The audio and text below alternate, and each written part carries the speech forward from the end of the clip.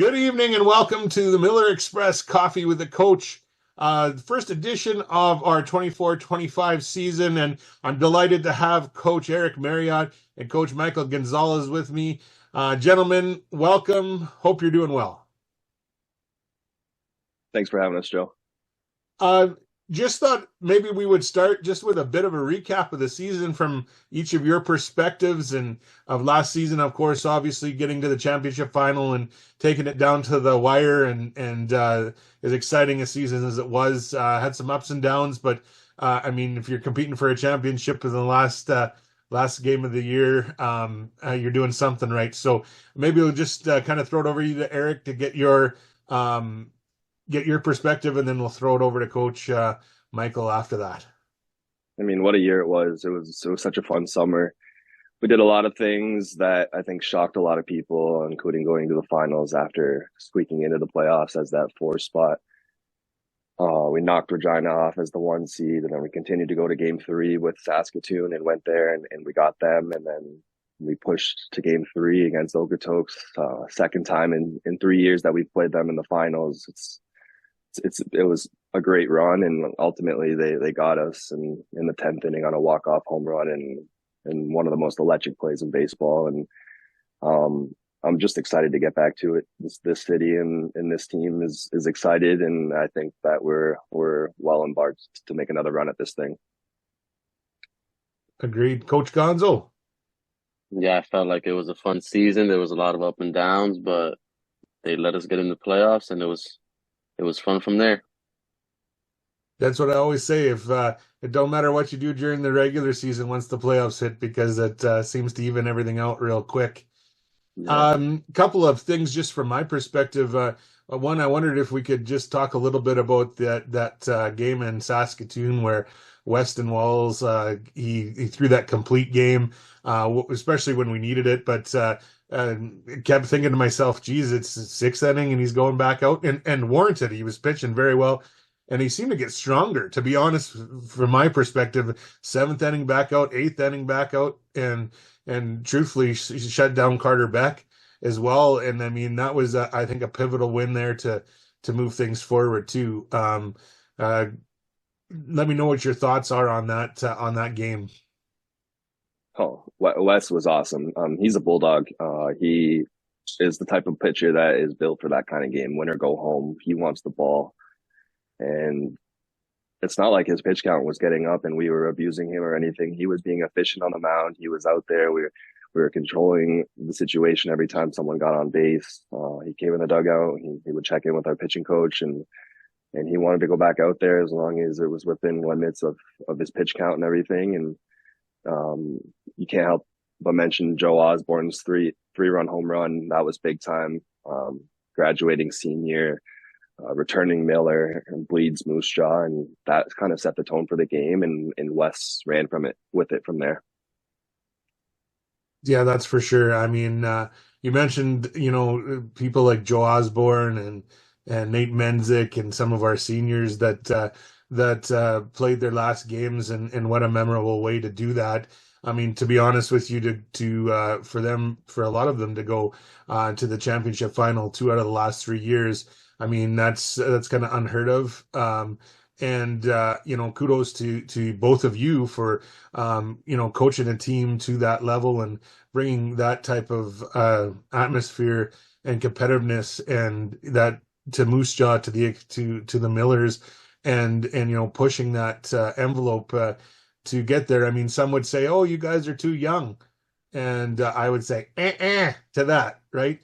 I mean, it's about chemistry, it's about coaching, it's about wanting to win, and all these pieces that you guys have put together, and the culture that you're bringing.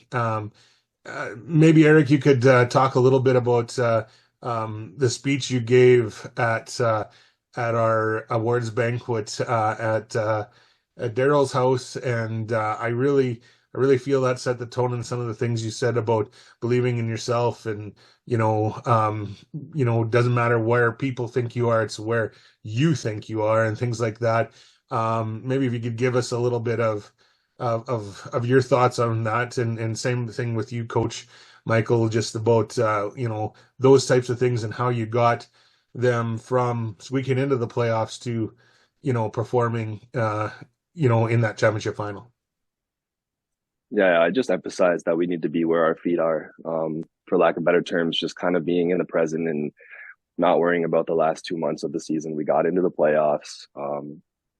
Whether or not you had a bad season for us or whether or not you had a fantastic season for us, we all have one goal in mind, and that's to win a championship. And I think that they all sort of bought into that mindset as being a family and being there together. And I just sort of talked about how it's bigger than just baseball and Moose Jaw, and how this is year 8 for me and year 4 for Mike. And I've known some of these families for years, and I've watched the kids grow up, and in a way they've watched me grow up from when I was a kid too. And it's my second home, and I want to do this for the city and not just for myself. And the coaching staff is all in, and the city is all in, the host families are all in, and now it's your turn to step up to the plate in terms of the players, and I think they really did that for us. Your thoughts, Coach Gonzo?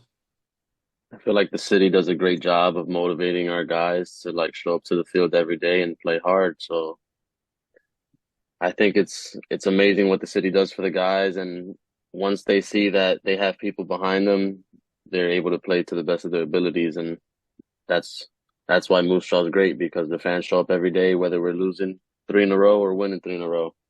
So it really helps our guys just stay level-headed and realize that they're playing for the city and not just themselves. Yeah, that's right. We do have the best fans out there, I believe, in supporting and having some fun and all those types of things, coming to the ballpark all the time. Um, so I guess one thing I'd like, can we make it official? I guess I can look at both of you and say you are back, you will be back. Let us know. Mike and Yes, I will be sir. back. Absolutely.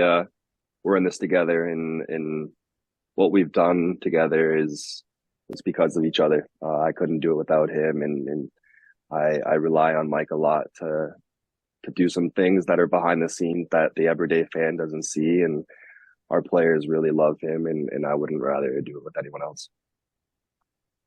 Well, that's great to hear, because I know that I'm looking forward to you guys coming back as well. It wouldn't be the same without yous, and obviously, Coach Michael. Nobody gets the field ready better than you.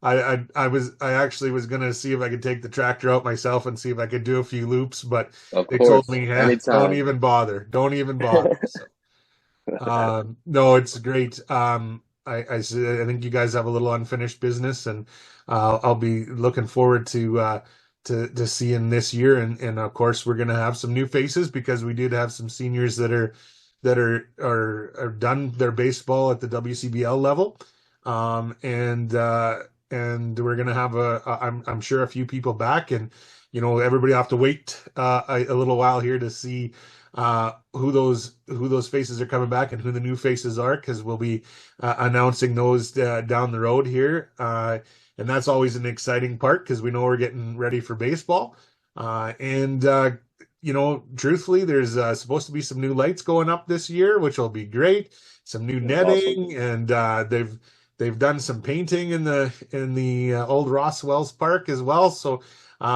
should be getting ready for a great season. Um, I guess now I just maybe give us an update on what you're doing currently, and that type of thing, besides getting the team all selected and figured out. I think we're just evaluating where our specific needs are in terms of impact guys that can come in and really turn around a game in the matter of one swing or in the matter of one inning on the mound or whatever that may be, and making sure that we have the right guys that are coming in to carry on that culture that guys like you said, Nate Mensick, Austin Gurney, and Thomas Soto and Wes Walls that have instilled into Moose Jaw. And right now we're just focusing on making sure we pick those right guys and that they're progressing well whatever year they are at school, and that we are lined up for another run at this thing. Excellent, and we did have the schedule drop, so we're working hard to get ready to go for that. And we all sit here and we say this is great first coffee with the coach, and we're thinking, oh, okay, we haven't even made it to Christmas yet. It's early November, and then all of a sudden we'll be sitting here and they'll be like, "Hey, the boys will be back in town in a couple of weeks." So it'll be crazy because it will go pretty fast. Maybe just let us know as well. I'm sure everybody's interested. What are you doing in our off season, if you will, or what are you doing right now? Just where you are and where you are, as a matter of fact, because you're in two different places. So maybe just give us a little update on that. Right now, I'm working in Welland, Ontario for former big leaguer Scott Bullitt. I'm working as the recruiting coordinator for the Bulletproof Prospects and the Bulletproof Elite 18U program. Right now, I'm working with the 10 to 18U program in terms of developing and getting them ready for their spring season. Obviously, I won't be there in the spring season because I'm with the Millers, but I work on that with them in the off season. In the fall time, I run a fall program with the 18U team where we go on a U.S. college tour. We play a bunch of college teams, and over the next few months, we get them committed to schools. Excellent. Coach Mike? I'm on the hunt for my next coaching job at the college level, so I'm just looking around until I find something for the spring. And other than that, I'm just trying to work and make some money. Fair enough. Fair enough. Sounds like the rest of us are just trying to make a living. Yeah.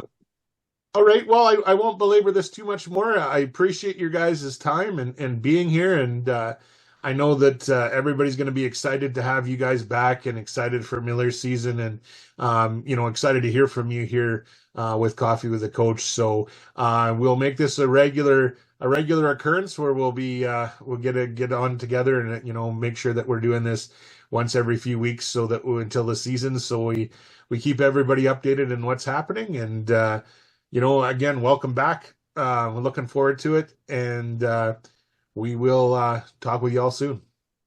Thanks, Joe.